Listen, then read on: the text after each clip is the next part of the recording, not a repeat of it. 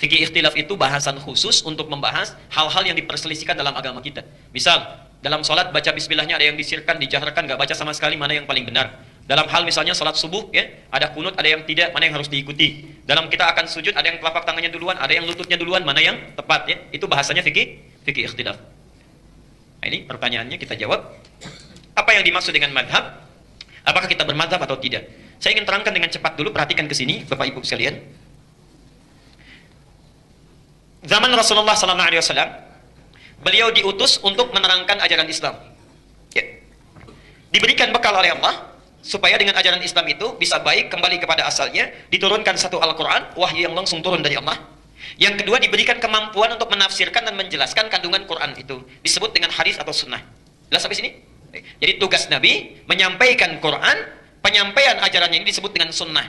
Karena itu setiap umatnya wajib untuk beribadah sesuai dengan Quran dan sunnah. Tidak mungkin ngambil yang lain. Ya, tidak mungkin ngambil yang lain. Karena Nabi hanya ditugaskan dua hal ini. Ya. Diturunkan Quran, minta disampaikan. Kemudian yang kedua dijelaskan, penjelasannya disebut dengan sunnah. Dalam semua aspek kehidupan. Dalam semua aspek kehidupan. Saya percepat. Ketika Nabi mengajarkan Al-Quran dan sunnah, yang menerima para sahabat. Ya. Disebut sahabat ada beberapa syarat, umumnya 3. 1, hidup semasa dengan Nabi. Semasa dengan Nabi. Sezaman. Yang kedua, melihat Nabi. Melihat Nabi. Yang ketiga, beriman pada Nabi sampai wafat. Sampai meninggal. Ya. Kalau keluar dari 3 syarat ini, maka tidak disebut sebagai sahabat. Contoh, hidup semasa dengan Nabi, beriman pada Nabi, tapi tidak pernah melihat Nabi. Itu tidak disebut sahabat. Tidak disebut sebagai sahabat. Ya. Contohnya Uwais Al-Qarni. Ya. Uwais Al-Qarni. Luar biasa, orang saleh. Ya. Sudah pernah dengar kisahnya? Di ujung saya kalau belum pernah dengarnya. Uwais Al-Qarni nggak melihat Nabi, hidup semasa dengan Nabi, beriman pada Nabi, tapi tidak pernah berjumpa dengan Nabi, maka tidak disebut sebagai sahabat. Sebaliknya, Musailamah Al-Kadzdzab, hidup semasa dengan Nabi, beriman pada Nabi, melihat Nabi, tapi setelah Nabi wafat langsung mengatakan, saya Nabi baru mendapatkan risalah. Saya ingin berikan pesan yang sangat kuat. Hati-hati dengan tutur kata kita, karena langsung turun ayat Al-An'am 93. Ya. Wa man azlamu mimman iftara 'ala Allahi kadziba. Siapa orang yang paling zalim dibandingkan orang yang sering berdusta kepada Allah? Di antara dustanya, 1, mengaku-ngaku Nabi. Mengaku-ngaku Nabi. Yang kedua, maaf, tidak mengaku Nabi, tapi mengatakan, wahyu turun pada saya, padahal nggak pernah turun. Memang tidak mengatakan, saya Nabi, tapi mengatakan, baru diturunkan wahyu pada saya, tapi wahyu nggak pernah turun. Karena Allah nggak pernah menurunkan wahyu lagi setelah Nabi Muhammad SAW wafat. Maka orang seperti itu, perhatikan, kalau tidak bertobat sebelum meninggal dunia, maka cara meninggalnya itu, perhatikan, Anda bisa saksikan fi ghamaratil maut, saat dia tersiksa akan meninggal dunia. Wal malaikatu basitu aydihim, malaikat membentangkan sayapnya, itu akan memukul-mukul dulu wajah sampai bagian belakangnya. Jadi sebelum dicabut nyawanya dipukul-pukul dulu.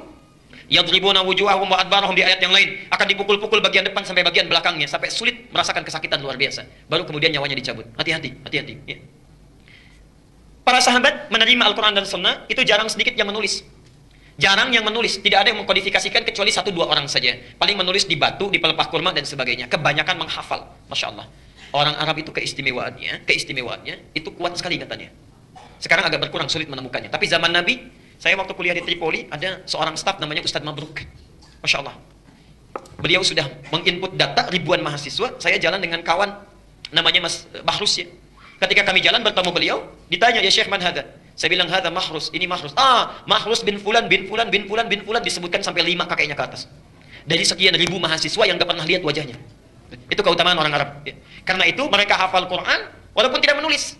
Hafal Qurannya, Masya Allah. Dan hafal di dalam kepalanya. Karena hafalan terbagi 2 ya. Ada hafal di luar kepala, ada hafal di dalam kepala. Ini hafal dalam jiwanya. Saking hafalnya, Masya Allah, salatnya luar biasa. Utsman bin Affan, Pak. Utsman bin Affan. Beliau orang sibuk, pebisnis, selalu merantau keluar masuk Madinah, tapi dalam sibuknya jangan tanya wajibnya, sunnahnya nggak ketinggalan. Tahajudnya khatam Quran, tahajudnya khatam Quran.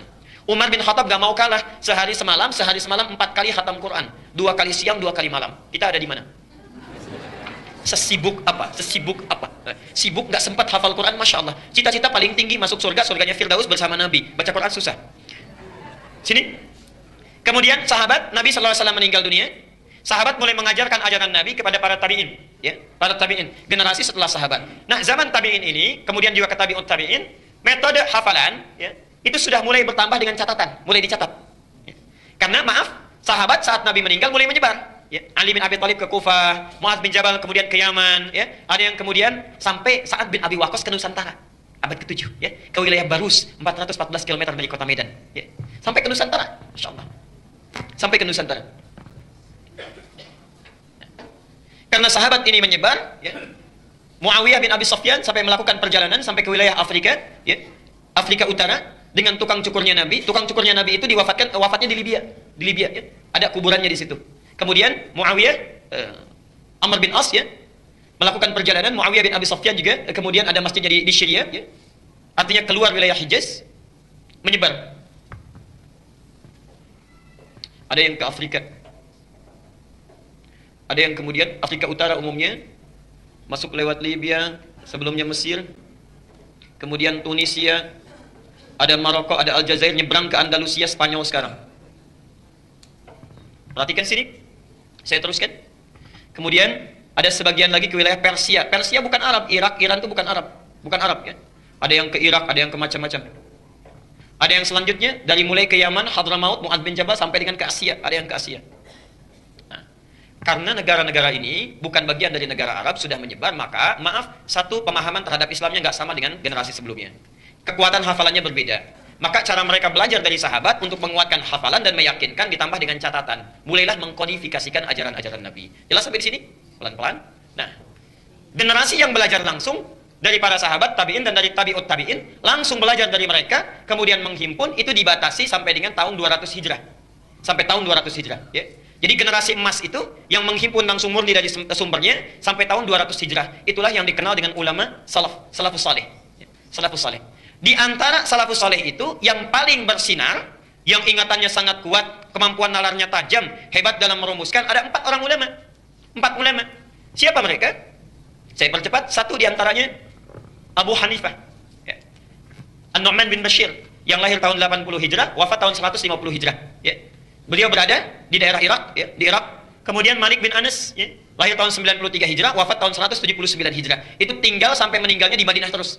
Di Madinah, tidak pernah keluar. Ini ahli hadis, ya. Kemudian ada Muhammad bin Idris, kakeknya yang ke-9 namanya Asy-Syafi'i, dikenal dengan Imam Asy-Syafi'i, lahirnya tahun 150 Hijrah. Abu Hanifah meninggal, yang ini lahir. Bu, ingat Bu ya, ini saya berikan motivasi. Imam Asy-Syafi'i saat lahir, itu lahirnya di Gaza. Di Gaza. Lahir tumbuh, ayahnya meninggal. Tinggal ibunya, Pak, tinggal ibunya. Punya cita-cita orang tuanya supaya anak ini menjadi ulama besar. Sumber ilmu ada di Mekah, digendong jalan kaki oleh ibunya, digendong dengan alas kaki yang terbatas sampai ke Mekah. Dari Palestina di Gaza ke kota Mekah, kalau pakai bis sehari 2 malam, itu jalan kaki ibundanya. Dibawa tawaf. Ada halaqah ulama didudukan di situ. Setelah mendengar dibawa lagi sampai meninggalnya. Sampai sekarang dikenal sebagai ulama besar. Kalau ada jasa yang luar biasa, itu ibundanya. Bayangkan, tidak ada mobil, tidak ada motor, tidak ada pesawat, perbatasan luar biasa, perbekalannya juga terbatas, dibawa, digendong sampai ke Mekah jadi ulama besar. Antum, para ibu, Masya Allah, kendaraannya ada, motornya ada, mobilnya ada, handphonenya ada, segalanya ada. Kalau dengan semua fasilitas itu belum bisa menjadikan dan mengkadar serta mendidik anak menjadi lebih daripada Imam Asy-Syafi'i, dengan fasilitas apa lagi yang dibutuhkan supaya anak-anak kita dekat dengan Allah?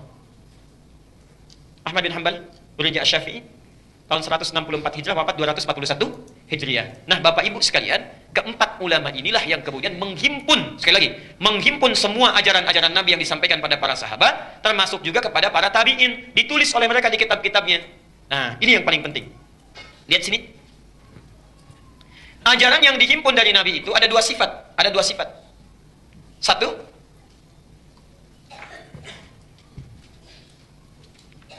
yang sifatnya satu jenis. Jadi dalilnya satu, contohnya satu. Dalilnya satu, contohnya satu. Tidak ada beda, tidak ada ragam. Kalau yang seperti ini, maka kita tidak boleh menyimpang. Tidak boleh menyimpang, tidak usah kreatif. Artinya apa? Kalau Nabi memberikan satu dasar, satu jenis, satu ragam, dalilnya satu, contohnya satu, itu artinya semua orang, semua umatnya dianggap mampu menunaikannya dengan baik. Contoh, saya ingin bertakbir salat, Nabi hanya mengajarkan, angkat tangannya, baik yang sejajar dengan bahu, ataupun dengan daun telinga, atau memantibaiki, atau dekat dengan kedua telinga dia. Maka rumusnya sederhana, kata Nabi, angkat, letakkan di dada. Angkat, letakkan di dada. Tidak ada rumus lain antara mengangkat dengan meletakkan itu. Karena semua bisa melakukan. Kalau sudah dalilnya satu, contohnya satu, maka maaf, kita tidak perlu kreatif. Ya Allah, masa sama orang saya dahulukan yang kanan duluan, sama Allah kok yang kiri duluan. Ya, sedikitlah agak beda supaya lebih baik dalam pandangan Allah. Allah kanan dulu. Allahu Akbar. Nah, ini tidak perlu dilakukan. Ya Allah, kok nggak enak, salam itu kan artinya berbagi ke kanan, berbagi ke kiri. Kalau berbagi itu kan tidak hanya wajahnya, tangannya juga harus ikut memberi. Assalamualaikum, Assalamualaikum. Sampai kiamat kurang 2 hari Anda nggak akan dikasih. Ya. Jadi kalau contohnya satu, dalilnya satu, kita tidak boleh kreatif. Ya. Kalau menyimpang itu yang dimaksud dengan bid'ah. Mengada-ngadakan sendiri, nggak ada dalil, nggak ada contohnya. Jelas sampai sini? Yang kedua, ini yang paling penting, dan di sini sering memunculkan perbedaan pendapat, tapi ada sesuatu yang tidak wajar. Berselisih pada yang tidak diketahui, itu yang nggak wajar. Beragam, jenisnya beragam, ragam jenis. Biasanya kalau seperti ini, Nabi dalilnya tidak hanya satu, contohnya pun beragam. Itu ditunjukkan untuk kemudahan umatnya dalam menunaikan ibadah. Karena umatnya dipandang tidak mungkin melakukan itu kecuali dengan beberapa alternatif. Contoh, Sunan Abu Dawud nomor hadis 838 dari Wa'il bin Hujr, dengan yang kedua nomor hadis 840 dari Abu Hurairah. Ini persoalan tentang, posisi tangan dan lutut atau kaki saat akan sujud. Kalau akan sujud itu tangan duluan atau lutut duluan? Tangan dulu, baik. Apa dalilnya? Lutut duluan. Hati-hati, karena ada suami istri tidak tegur sapa, ini kisah nyata. Suaminya langsung yang bilang, suami istri tidak tegur sapa semalaman karena persoalan ini. Suami sholat isya tidak ke masjid, ya, ke rumah, kemudian malamnya di rumah karena terlambat datang dari kantor, ya. Kemudian istri melihat, begitu turun, lututnya duluan. Dari yang tidak, sami Allah liman hamidah, kemudian akan sujud, lutut duluan. Selesai sholat, kata istrinya, papa itu sholatnya nggak sesuai sunnah. Kenapa? Kok lutut duluan, harusnya tangan dulu. Mama yang nggak baca hadis, kata itu. Padahal dua-duanya nggak baca. Dua-duanya nggak baca. Yang satu dengar dari guru yang A, satu dari guru yang B. Suaminya cerita besok paginya, ya, karena jemput ke rumah, masya Allah. Ya. Bapak ibu sekalian, kedua-duanya sebetulnya ada di hadis Nabi. Dan uniknya di kitab yang sama. Di kitab yang sama, bedanya 2 nomor. Di Al-Bukhari nggak ada, di Muslim nggak ada, yang ada di Abu Dawud ini. Yang pakai lutut itu adanya di Abu Dawud nomor hadis 838 dari Wa'il bin Hujr. Di awal-awal masa sholat, dilihat oleh Wa'il, Nabi selalu turun dengan lututnya dulu, baru kedua telapak tangannya. Jelas sampai sini? Diambillah pendapat itu oleh Ibnul Qayyim Al-Jauziyah. Menulis beliau buku sifat sholat Nabi. Silahkan lihat, ya. Dalam uraian beliau memilih untuk menggunakan lutut. Kemudian yang menggunakan telapak tangan, itu sama di kitab yang sama, beda 2 nomor, yang meriwayatkan Abu Hurairah. Di akhir masa kehidupan Nabi, beliau selalu sholat mendahulukan kedua telapak tangannya. Maaf kalau sudah agak sepuh-sepuh itu biasanya kan persoalan, ya, di kaki, ya. Bapak ibu lebih tahu lah, ya. Turun kedua telapak tangan duluan, ya. Karena itu Abu Hurairah melihat, diriwayatkan kepada kita, dirangkum oleh Abu Dawud. Muncul Syekh Muhammad Nasiruddin Al-Albani mempopulerkan riwayat ini karena khawatir orang menganggap hanya boleh pakai lutut saja. Dipilih oleh Syekh Muhammad Nasiruddin Al-Albani riwayat yang kedua. Jadi Anda yang pakai Al-Albani misalnya, bacanya dari situ, lihatnya dari situ, dan judul bukunya sama, sifat sholat Nabi. Cuma memilih riwayat yang kedua tanpa menyalahkan riwayat yang pertama, karena dua-duanya dalilnya ada. Jadi yang pakai telapak tangan boleh, pakai lutut boleh, yang salah yang kepala duluan.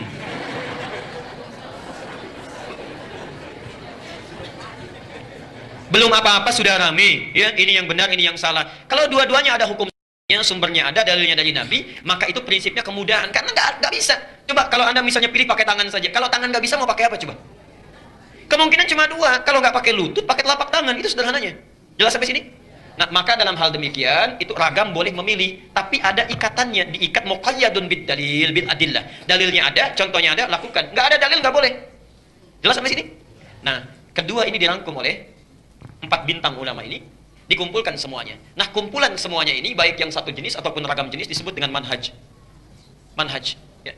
Jadi Anda, baik yang sujudnya menggunakan telapak tangan, ataupun menggunakan kedua lutut, manhajnya sama dengan Nabi. Sejalur. Jelas? Ikut manhaj salaf di sini. Orang yang ikut itu namanya salafi. Kalau banyak namanya salafiyun. Ya. Jadi sebetulnya semua orang Islam itu salafi. Semua orang Islam itu salafiyun, ya. Jadi bukan kelompok tertentu, ya, komunitas tertentu, bukan.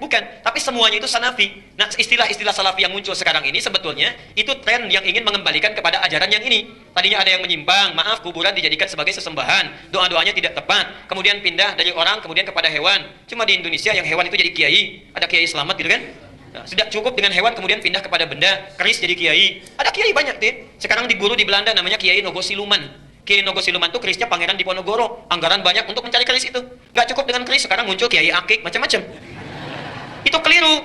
Makanya muncul gerakan kembalikan ke manhaj salaf, muncullah itu salafi. Orang-orang yang ikut ini sebetulnya semuanya salafi. Mau yang pakai lutut dulu, pakai telapak tangan dulu, itu secara manhaj sama semuanya. Jelas sampai di sini? Baik. Nah, kalau kita memilih salah satu, misal saya mau pilih pakai lutut saja, karena kan nggak mungkin dua-duanya. Baik ya? Atau saya pakai telapak tangan saja. Pilihan kita itu disebut dengan madhab.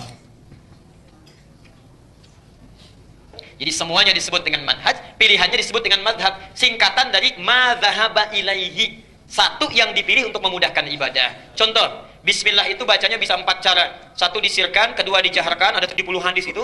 Ketiga nggak dibaca sama sekali. Yang keempat, pertama nggak dibaca, pertama dijaharkan dari Abu Hurairah, selanjutnya tidak dibaca sama sekali. Jadi boleh jaharkan, boleh sirkan, tidak dibaca sama sekali juga silahkan. Yang keempat, dijaharkan yang pertama, selanjutnya nggak dibaca. Maaf. Sekarang saya contohkan. Misal, ini Imam Asy-Syafi'i ngajar, datang ke satu tempat misalnya, ke Mesir, Afrika Utara. Orang-orang Mesir belum tahu bacaan sholat. Saya mau sampaikan, diajarkan semuanya cara bismillah atau diajarkan satu saja? Orang yang belum tahu bacaan sholat, belum mengerti sholat, mau diajarkan seluruh bacaan atau satu saja? Satu. Nggak mungkin keseluruhannya. Baru datang belum pada bisa sholat. Saat baca bismillah bisa dijaharkan, bisa disirkan, bisa tidak dibaca sama sekali. Orang bingung. Pilih salah satu. Nah, saat dipilih salah satu itulah yang disebut dengan madhab. Akhirnya apa? Abu Hanifah memilih nggak baca sama sekali. Malik memilih tidak baca sama sekali. Asy-Syafi'i memilih juga dijaharkan. Ahmad bin Hambal menengahi, saya pilih disirkan saja. Semua ada dalilnya dari Nabi. Ketika dipilih itulah kemudian menjadi namanya apa? Madhab. Guru-guru ini mengajarkan, turun murid-muridnya. Ini diantaranya. Hanafi, Masya Allah, itu punya murid namanya Abu Yusuf, punya murid lagi Asy-Syaibani, punya murid Ad-Dahlawi, penyebarannya di Asia Selatan. Jadi kalau Bapak Ibu misalnya ke India, ke Pakistan, madhabnya Abu Hanifah itu, Hanafi. Jadi kalau bismillah itu pasti nggak pakai sama sekali. Kunut nggak pakai kunut, nggak ada kunut subuh, nggak ada. Ya, itu Abu Hanifah pilihannya, madhabnya. Maliki punya murid Ibnu Wahab, Ibnu Wahab punya murid namanya Suhnun. Suhnun punya murid sampai sekarang masih hidup, Syekh Ar-Rabiti, tinggalnya di Libya. Alhamdulillah saya pernah langsung belajar kepada beliau. Matanya tidak bisa lihat, tapi mata hatinya sangat tajam. Satu kali kami membacakan kitab, kawan kami membacakan. Begitu membacakan kitab, kata Syekh kami ini, Syekh Ar-Rabiti, "Kif ya bunai, tilkan nuqtah wa laysatil fasilah." Anakku tolong berhenti di situ, itu katanya titik bukan koma. Kata muridnya, "Syekh, tapi di sini koma." Bukan, itu bukan koma tapi titik. Barangkali ada noda di situ ke bukunya. Itu terbitan mana? Terbitan sekian. Iya betul, itu halaman sekian, paragraf sekian, baris sekian, huruf nomor sekian. Kalau Anda tidak percaya, bandingkan dengan kitab yang lainnya. Itu Syekh Ar-Rabiti. Masyaallah. Maaf ya, buta matanya karena saking banyaknya baca. Tahajud tidak henti-henti, puasanya rajin, ahli fikih, mata buta karena banyak membaca untuk mendekatkan diri kepada Allah. Antum dikasih mata sampai sekarang bisa lihat, baca Quran aja susah. Sudah susah tahajud, Masya Allah. Yang sunnah tertinggalkan, yang wajib terlambat, cita-cita masuk surga, surganya Firdaus bersama Nabi, ingin melihat Allah langsung, bagaimana? Imam At-Tirmidzi, Masya Allah, amalannya banyak, hadisnya banyak, tahajud tanpa henti, puasa sunnahnya luar biasa. Di ujung hidupnya itu banyak menangis kepada Allah karena takut kalau pulang itu tidak cukup bekalnya. Dan tangisan inilah yang membuat mata beliau menjadi buta. At-Tirmidzi menangis sampai buta matanya karena takut pulang kepada Allah membawa salah. Antum sampai tidur pun kadang-kadang mimpinya itu salah juga. Ya. Teruskan dulu. Afrika Utara penyebarannya. Jadi kalau Anda ke Afrika Utara, Libya, Tunisia, Aljazair, Maroko, nyebrang dikit Eropanya, Italia, Prancis, Spanyol, itu Maliki madhabnya. Yang kalau bismillahnya nggak dibaca langsung, kunutnya ada tapi disirkan sebelum ruku. Ya, kalau dalam sholat subuh itu Maliki, Tapi Syekh Maliki ini nggak pernah keluar Madinah. Murid-muridnya yang datang ke Madinah. Ya, murid-muridnya itu yang tarawihnya sampai 33 kali itu Maliki. Sampai sekarang di Madinah itu 33. Ya, sampai sekarang. Dilengkapkan jadi 36. Ya. Kalau di Makkah 20 sampai dengan 23. Ya. Lihat Asy-Syafi'i punya murid Al-Buwaiti. Asy-Syafi'i ini muridnya Imam Malik. Masya Allah, datang ke tempat Imam Malik, salah jadwal. Bukan karena salah tidak tahu, bukan. Karena berangkat jauh-jauh, jalan kaki, Pak Ibu. Nggak ada mobil, nggak ada motor, nggak ada kendaraan, jalan kaki ke tempatnya Imam Malik di Madinah, ingin mendapatkan pelajaran kitab Al-Muwatta. Misal, Imam Malik jadwalnya itu hari Rabu. Imam Syafi'i nyampe di sana hari Selasa, karena jalan kaki jauhnya itu. Begitu datang ke situ, berdiri, itu sadar beliau, bukan jadwalnya menunggu di depan pintu seharian. Di depan pintu seharian, Masya Allah. Tidak dibukakan pintu karena bukan jadwalnya. Begitu tiba hari Rabunya itu, ya, ilustrasinya, tiba-tiba Imam Malik langsung mengatakan kepada pembantunya, kepada khadimnya, "Iftah," katanya, "ilbab, bukalah pintu itu, di depan sudah ada seorang pemuda menunggu." Padahal Imam Malik tidak pernah lihat. Buka pintu, di depan sudah ada seorang pemuda menunggu. Begitu dibuka, datang Imam Asy-Syafi'i itu, ditanya, ya, "Ada keperluan apa?" katanya. "Punya hajat apa?" Kata beliau, "Saya ingin belajar hadis dari Anda." Kata Imam Malik, "Apa yang sudah kamu punya?" Kata Imam Asy-Syafi'i, "Hafidhul Muwatta." Saya sudah hafal kitab Al-Muwatta. Jadi menunggu di depan pintu syekhnya itu sambil menghafalkan kitab Al-Muwatta yang tebalnya itu 2 kali buku ini dalam semalaman hafal. Imam Asy-Syafi'i. Dalam semalaman hafal itu Imam Asy-Syafi'i. Dan dalam keadaan jadi guru besar pun masih tawadhu juga. Guru sedang istirahat, gak diganggu, ditunggu sampai besoknya. Antum taklimnya di mana-mana, terbuka tempatnya, tidak ada halangan, kendaraannya ada. Datang bukan hanya 1 hadis, 10 hadis kadang-kadang disampaikan. Masih nggak mau datang juga. Masya Allah. Ya. Dengan cara apa lagi mesti dibimbing? Bahkan ada satu lagi yang tidak disebutkan di sini. Masya Allah. Ada orang datang ke tempatnya Imam Malik. Itu jual rumah, jual tanah demi belajar satu hadis. Datang ke Imam Malik ditolak.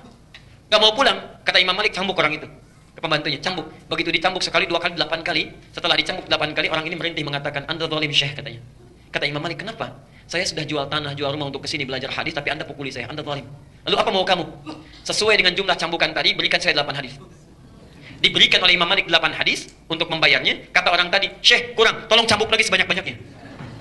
Tolong cambuk lagi sebanyak-banyaknya. Orang mau ngambil hadis 8 saja, mau dicambuk dulu. Antum datang ke sini saking mudahnya, dikasih air minuman juga, disediakan snack juga kalau malam Jumat, belum mau juga belajar. Dengan cara apa lagi? Cita-cita masuk surga, surganya Firdaus bersama Nabi, ingin melihat Allah tanpa hijab. Masya Allah. Punya murid namanya Al-Buwaiti.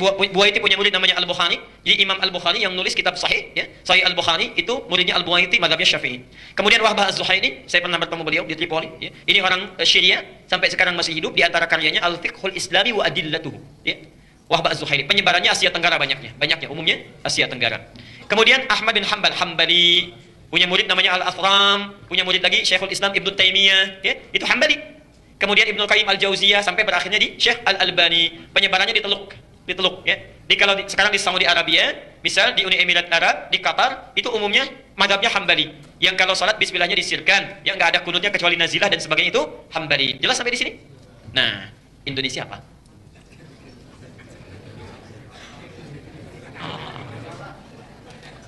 Hebatnya Indonesia, pelajari semua.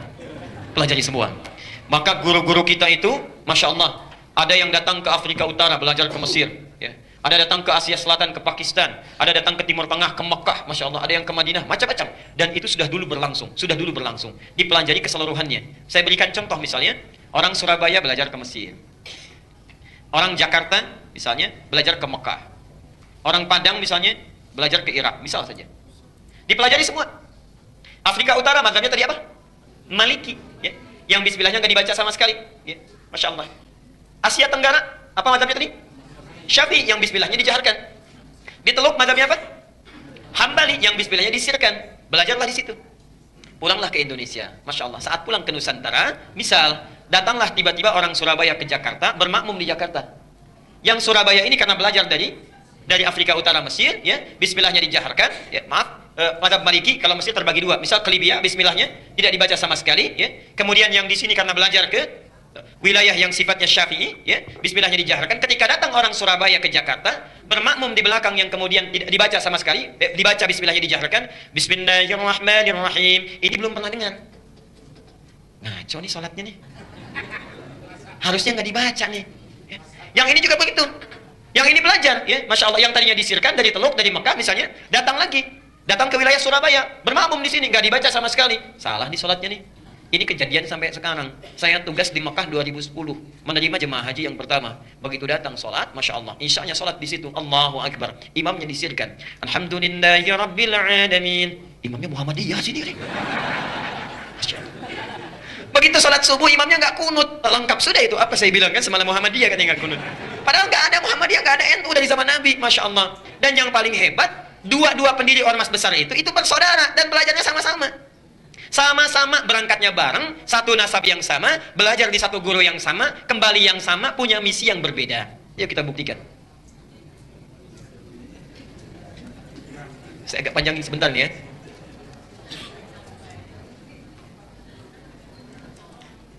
Satu, namanya Kiai Haji Muhammad Hashim Al-Ash'ari.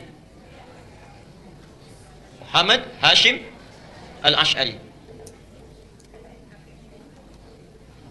Kemudian nanti mendirikan Nahdlatul Ulama tanggal 31 Januari tahun 1926. Kedua, siapa namanya? Kiai Haji Ahmad Dahlan. Sebetulnya bukan nama asli, nama aslinya Muhammad Darwish. Cuma nanti saat pergi ke Mekah, keduanya ini oleh gurunya Muhammad Darwish diganti nama menjadi Ahmad Dahlan. Mendirikan Muhammadiyah tanggal 18 November tahun 1912. Pertama, dua-duanya ini bersaudara. Ketemu nasabnya di saudara jauhnya. Muhammad Hashim Al-Ash'ari bin Abdul Wahid bin Abdul Wahid bin Abdul Halim. Abdul Halim nama aslinya Pangeran Bernawa, Pangeran Benawa bin Abdurrahman. Abdurrahman nama aslinya Sultan Hadiwijaya, dikenal dengan Joko Tingkir bin Abdul Fattah bin Abdul Aziz bin Abdullah bin Maulana Ishaq. Siapa Maulana Ishaq itu? Bapaknya Raden Ainul Yakin yang dikenal dengan Sunan Giri. Bertemulah nasabnya di Maulana Ishaq. Maulana Ishaq. Jadi kita jelaskan siapa Maulana Ishaq ini. Kiai Haji Ahmad Dahlan, ini nasabnya nyambung ke sini Maulana Ishaq. Kiai Haji Ahmad Dahlan bin Kiai Haji Abu Bakar bin Kiai Haji Ilyas bin Kiai Sulaiman bin Kiai Murtada bin Demang Jurang Juru Kapindo bin Demang Jurang Juru Sapisan bin Kiai Gerbek bin Maulana Ishaq. Maulana Ishaq bertemu di sini. Ya. Siapa Maulana Ishaq ini? Adalah satu dari dua anaknya Syekh Ahmad Jumadil Kubra yang membawa Islam asalnya dari Mesir, datang dengan 8 orang temannya atas perintah dari kekhilafahan Turki supaya datang ke Nusantara memberikan nilai-nilai Islam. Namanya Ahmad Jumadil Kubra. Punya 2 orang anak, satu Maulana Ishaq, yang kedua Syarif Abdullah. Syarif Abdullah. Maulana Ishaq ini nanti akan melahirkan 2 keturunan ini. Syarif Abdullah ini tinggalnya di Mesir, tidak ikut ke Nusantara. Tapi nanti pada tahun sekitaran awal abad ke-15 akan bertemu dengan seorang perempuan luar biasa yang sudah masuk Islam, anaknya Prabu Siliwangi. Prabu Siliwangi itu siapa? Nama aslinya Pamenah Rasa. Pamenah Rasa punya kekuasaan yang luar biasa, luas ya. Kalau dari Cirebon, batas Jawa Tengah sampai dengan ke ujung wilayah Banten, ibu kotanya di Bogor. Dulu namanya Pamenah Rasa. Pamenah Rasa ini dulu inspeksi datang ke wilayah Subang pada masa itu, sampai dengan ke Karawang. Di Karawang itulah bertemu dengan seorang perempuan yang bersih luar biasa, cantik, taat, sedang baca Quran. Muridnya Syekh Hasanuddin. Syekh Hasanuddin itu karena dulu menimba ilmu Qurannya di Mekah, dikenal dengan Ummul Qura, maka disebut dengan Syekh Qura. Syekh Qura. Siapa perempuan ini? Namanya Nyai Subang Larang. Nyai Subang Larang. Jatuh cinta dengan Nyai Subang Larang, menikahlah dengan beliau ini. Setelah menikah, pada tahun 1423, memiliki keturunan pertama laki-laki, diberi nama dengan Walang Sungsang. Walang Sungsang. 1426 punya anak yang kedua, perempuan, diberi nama Nyai Rara Santang. Rara Santang. 1427 lahir anak yang ketiga, diberi nama dengan Raja Sengara. Raja Sengara. Nah, dua kakaknya, Walang Sungsang dengan Rara Santang, kemudian muncul satu masa ingin berhaji. Datanglah ke kota Mekah. Ya. Kemudian mereka datang ke Mekah setelah menunaikan ibadah haji, berganti nama. Ini Walang Sungsang menjadi Ki Abdullah Iman. Kan yang ini ya, Abdullah Iman namanya. Gelarnya Ki Samadullah. Gelarnya Ki Samadullah, Kiai Samadullah. Samadullah. Ini Rara Santang berganti nama menjadi Syarifah Mudaim. Syarifah Mudaim. Saat akan pulang di jalan bertemu dengan Syarif Abdullah. Syarif Abdullah langsung meminang Syarifah Mudaim untuk dijadikan istrinya. Menikahlah kedua orang ini, lantas berangkat ke Mesir. Di Mesir kemudian mereka menyatu, bersama-sama berumah tangga, melahirkan seorang anak namanya Syarif Hidayatullah. 20 tahun belajar di sini, belajar dengan Syekh Ibnu Athaillah Al-Iskandari, belajar dengan ulama-ulama besar, sampai setelah matang kembali dia akan menengok kakeknya datang ke Prabu Siliwangi. Ya. Karena kakeknya tinggal di wilayah Jati, diberikan kekuasaan di situ, diangkatlah dan dikenal dengan Sunan Gunung Jati di kemudian hari. Itulah Syarif Hidayatullah, keturunan dari sini. Sedangkan Ki Samadullah pergi ke satu wilayah dikenal dengan Lemah Wungkuk, minta izin pada bapaknya untuk memajukan wilayah itu. Di Lemah Wungkuk itu, masya Allah, itu etnisnya campuran. Ada orang Cina, orang Arab, orang lokal, masih belum bagus. Minta izin supaya ditata. Campuran dalam bahasa lokal itu disebut dengan caruban. Oh, caruban. Begitu datang ke sini, ya, dikelola, dirawat dengan baik sampai tumbuh pesat luar biasa, masya Allah. Tiba-tiba melihatlah seorang anak perempuan, putri dari seorang pembesar Syah Bandar namanya Ki Gedeng Alang-Alang, punya putri namanya Nyai Kencana Larang. Kencana Larang. Ya. Menikah dengan Kencana Larang. Setelah menikah untuk mengabadikan namanya maka disebut dengan Caruban Larang, Caruban Larang, Caruban Larang. Lisan orang sana menyebut Caruban, Caruban, Caruban, berubah sekarang menjadi Cirebon, Cirebon, Cirebon, Cirebon. Nah, muncul Cirebon. Ibunya Nyai Subang Larang sudah lama berumah tangga, ingin menengok. Di perjalanan lewat di satu daerah, ajalnya tiba, meninggallah di situ. Untuk mengenang sampai sekarang disebut dengan daerah Subang. Orang Subang belum tentu tahu itu. Nah, ya. Nah, terus apa cukup? Jadi muncul Cirebon. Nah, karena Cirebon sudah maju, maka kemudian diangkatlah, diberi gelar oleh Prabu Siliwangi, diberi gelar namanya Mangkubumi. Ya, Mangkubumi. Ini pertama gelar ini. Mangkubumi itu artinya khalifah fil ard. Al-Baqarah ayat ke-30. Wa idh qala rabbuka lil malaikati inni ja'ilun fil ardi khalifah. Fil ardi itu bumi, khalifah mangku yang merawat memangku bumi. Jadi gelar mangku bumi itu sama dengan khalifah. Jadi salah total kalau mengganti gelar khalifah menjadi mangku bumi. Sami mawon. Khalifah itu ya mangku bumi, itulah pertama kali gelarnya diberikan. Nah, yang ingin saya sampaikan itu satu keturunan yang sama dari Ahmad Jumadil Qomra, punya anak itu. Kisah ini bukan fiktif, bisa dibaca. Yang paling bagus judulnya Api Sejarah. Ada 2 jilid karya sejarawan muslim namanya Ahmad Mansur Suryanegara. Ahmad Mansur Suryanegara yang dari Bandung. Jilid yang pertama warnanya hitam, halaman 148. Itu dimulai di situ kisahnya. Yang punya bukunya silahkan. Nah, apa hubungannya dengan yang paling atas? Kiai Haji Ahmad Dahlan, Kiai Haji Muhammad Hashim Asy'ari itu berangkatnya bareng, satu keturunan, berangkat bareng. Di Makkah itu berguru pada seorang ulama besar, alim luar biasa dari Minangkabau, namanya Syekh Ahmad Khatib Al-Minangkabawi. Syekh Ahmad Khatib Al-Minangkabawi. Ada juga yang menyebutkan riwayat dari Sambas, Syekh Ahmad Khatib As-Sambasi. Belajar dari situ, setelah selesai, dua-duanya punya keunikan. Kiai Haji Ahmad Dahlan itu senang sekali praktek. Ya, tidak terlalu banyak teoritis. Langsung praktek. Begitu pulang ke Nusantara, langsung mempraktekkan ajaran-ajarannya, membuat persyarikatan, kemudian persyarikatan Muhammadiyah. Muhammad itu nama Nabi, Yah itu nisbah mengikuti. Jadi ingin memperbaiki keadaan seperti sesuai dengan Nabi. Bikin rumah sakit, bikin sekolah dan sebagainya, praktek dakwah. Kiai Haji Hashim Asy'ari, Muhammad Hashim Al-Asy'ari, Masya Allah, beliau itu senang nulis kitab. Beda dengan Ahmad Dahlan. Menulis kitab sampai ada 19 karya beliau dihimpun di satu kitab besar. 19 kitab, dari mulai pertama adab dalam menuntut ilmu, kedua risalah Ahlussunnah wal Jamaah, ada kitab An-Nurul Mubin fi Mahabbati Sayyidil Mursalin, sampai 19 kitab. Masya Allah. Jadi akan menyeimbangkan, saudaranya praktek, yang satu memberikan teorinya. Itu asalnya. Dan kalau Anda baca buku aslinya, kitabnya, Masya Allah, itu sama persis, gak ada bedanya. Aliran-aliran menyimpang yang ditanya jawab disebutkan sama sekali. Misal risalah Ahlussunnah wal Jamaah, buka halaman ke-9. Faslu awal zuhuril bid'ah fi ardi Jawa wal mubtadi'ina fiha. Pasal menerangkan tentang awal munculnya bid'ah di tanah Jawa dan siapa tokoh-tokohnya. Bid'ah yang dimaksudkan bukan fikih tapi akidah. Halaman ke-10 paragraf yang kedua, baris 1 sampai dengan baris yang ke-4. Silahkan lihat. Wa minhum rafidhiyuna. Di antara aliran bid'ah itu adalah Syiah Rafidhah. Syiah, ya. Beliau langsung menyebutkan, bukan saya. Beliau langsung yang menyebutkan. Asalnya semua Sunni, kata beliau itu, semua Sunni. Cuma terjadi di tahun 1333 Hijrah sama dengan 1909 Masehi. Datang tiba-tiba entah dari mana, ada satu aliran disebut dengan Syiah. Pekerjaannya yasubbuna sayyidina Abu Bakr wa Umar radhiyallahu anhuma. Seringkali mencela 2 sahabat Nabi, yaitu Abu Bakar dan Umar. Disebutkan dalilnya, hadisnya. Kemudian halaman yang ke-11-nya, wa minhumul abahiyuna. Ada aliran kepercayaan abal-abal, abahiyun, semua boleh. Siapa mereka? Yang merasa dekat dengan Allah, wasafa qalbuhu, hatinya merasa sudah bersih, jernih. Sehingga kalau sudah bersih, jernih itu tidak berlaku ketentuan dan larangan. Jadi kalau nggak sholat pun nggak apa-apa karena sudah dekat dengan Allah. Gelarnya tinggi, Pak Kiai kok nggak sholat ya? Kan sudah adzan. Jasad bapak bersama adik, tapi roh bapak sedang sholat. Nah itu diantara yang kacau itu ya. Jadi larangan nggak berlaku karena sudah dekat dengan Allah. Ini penyimpangan langsung disebutkan di Quran surah ke-2 ayat 80 Al-Baqarah. Ya. Ada lagi aliran yang reinkarnasi tanasukhil arwah. Tanasul arwah, ya. Bahkan ada jahlatul mutasawwifah, orang sufi yang paling bodoh. Disebutkan oleh beliau. Siapa itu? Itu yang mengaku menyatu dengan Tuhan. Allah sudah menyatu dengan dirinya, manunggaling kaulah Gusti. Siapa kamu? Saya adalah Allah. Allah sedang apa? Allah sedang makan. Nah, itu sudah lain.